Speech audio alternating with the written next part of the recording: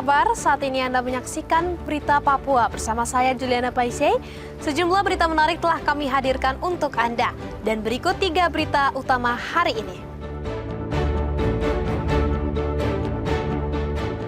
Kembali terjadi seorang ibu hamil meninggal dunia saat persalinan di Rumah Sakit Jayapura.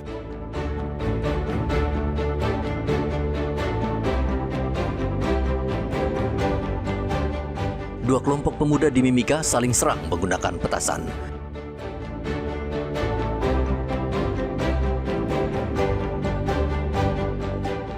Tuntut honor ratusan ASN berunjuk rasa di halaman kantor Bupati Kabupaten Jayapura.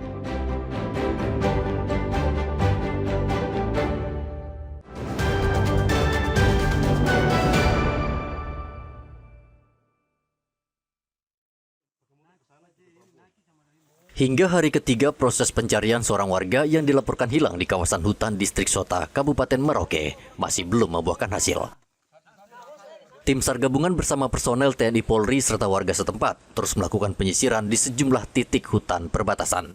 Proses pencarian menghadapi kendala medan yang cukup sulit karena kondisi hutan yang berair dan didominasi kawasan rawa. Untuk memaksimalkan upaya pencarian, tim SAR menggunakan drone udara serta memperluas area penyisiran hingga radius 3 km dari titik awal kehilangan. Meski berbagai upaya telah dilakukan, hingga saat ini tim SAR belum berhasil menemukan tanda-tanda keberadaan korban. Hasil pencarian hingga kemarin sore dilaporkan oleh on-scanner komandan kami yang berada di lapangan dipimpin langsung oleh Bapak Kasih Operasi, itu belum membuahkan hasil. Sehingga hari ini, tadi tepatnya pukul 07.00, kami kembali melanjutkan pencarian dengan dibantu oleh Polsek Sota, kemudian dari Korlantas setempat, serta Kopassus yang berada di sekitar lokasi kejadian.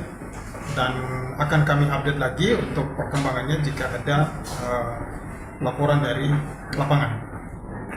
Pencarian akan terus dilanjutkan dengan mempertimbangkan kondisi cuaca dan keamanan personel di lapangan. Muhammad Ridwan dan Rian Tonai melaporkan dari Merauke, Papua Selatan.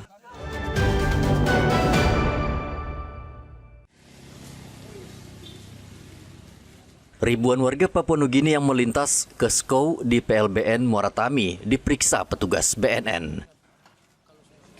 Barang bawaan seluruh pelintas batas wajib digeledah. Razia narkoba itu melibatkan personel gabungan dari TNI, Polri, Bea Cukai, serta unsur pengamanan perbatasan lainnya.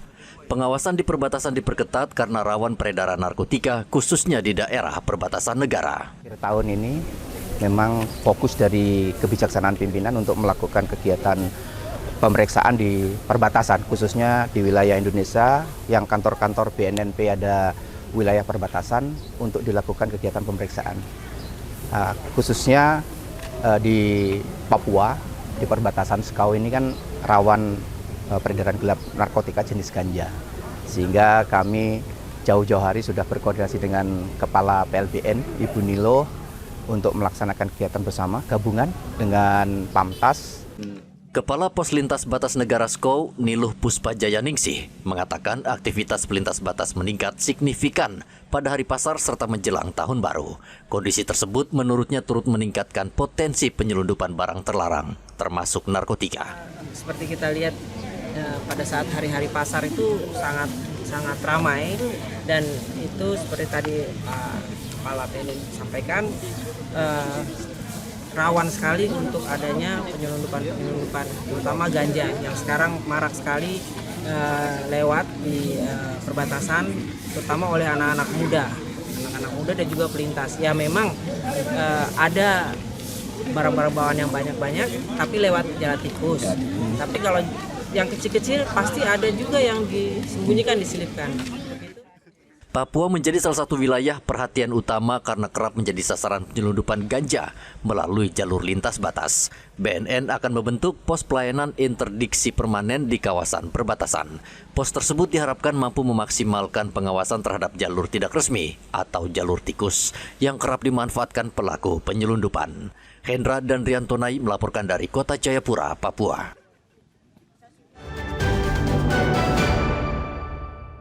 Juga partai pada besok Ratusan aparat kampung dari 139 kampung bersama aparatur sipil negara atau ASN memblokade pintu masuk kantor Bupati Jayapura.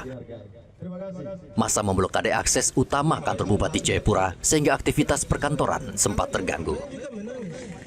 Aparat kampung mendesak pemerintah daerah segera mencairkan anggaran desa yang hingga penghujung tahun 2025 belum juga dicairkan. Sementara itu, ASN yang turut dalam aksi menuntut pembayaran TPP yang hingga kini belum direalisasikan. Aparat kampung kecewa karena meskipun mereka terus didorong untuk menyukseskan program pemerintah daerah, namun hak kampung berupa honor aparat kampung belum juga diterima. Keterlambatan ini dinilai menghambat jalannya pemerintahan dan pelayanan kepada masyarakat di tingkat kampung, terutama untuk pembayaran honor aparat kampung. Pendemo Elias Kosai mengatakan keterlambatan pencairan dana kampung memang pernah terjadi pada pemerintahan sebelumnya. Namun saat itu selalu ada kepastian waktu pencairan. Tahun-tahun sebelumnya itu sering terjadi keterlambatan, tapi untuk kepastian dananya itu pasti ada. Jadi paling lambat itu 31. Itu bupati sebelum atau pejabat sebelum itu mereka sudah lakukan koordinasi dengan pihak bank dan sebagainya, sehingga kami bingung kenapa di tahun sebelum kalau memang itu ada terjadi pengurangan dari pendapatan daerah, kenapa tidak terjadi di tahun sebelumnya? Karena ini berhubung dengan hak, tugas kami lakukan, hak kami di mana? Kan gitu. Nah itu sebab kami teman-teman semua untuk menyuarakan ini. Wakil Bupati Jayapura Haris Yoku turun langsung menemui masa aksi. Haris Yoku menjelaskan keterlambatan pembayaran ADK, honor aparat kampung, serta TPP ASN disebabkan kebijakan efisiensi anggaran yang ditetapkan oleh pemerintah pusat. Tuntutan yang mereka sampaikan, tuntutan dari kampung terkait honor pemerintahan kampung, gaji-gaji mereka, kemudian ke ASN ada beberapa TPP, honor keuangan, keamanan yang tadi mereka sampaikan. Semuanya sudah diakumulasi langsung oleh Pak Sekda. Pak Sekda sudah komunikasi dengan keuangan. Semoga dalam waktu yang tidak terlalu lama ada jawaban yang baik. Karena bagaimanapun juga ini menjadi hak mereka ya, yang harusnya mereka terima, yang tidak boleh sampai terjadi hal seperti ini. Hingga berita ini disusun, massa masih bertahan di sekitar kantor Bupati Jayapura sambil menunggu realisasi pencairan dana sesuai janji pemerintah daerah. Ari Bagus Purnomo dan Rian Tonai melaporkan dari Kabupaten Jayapura, Papua.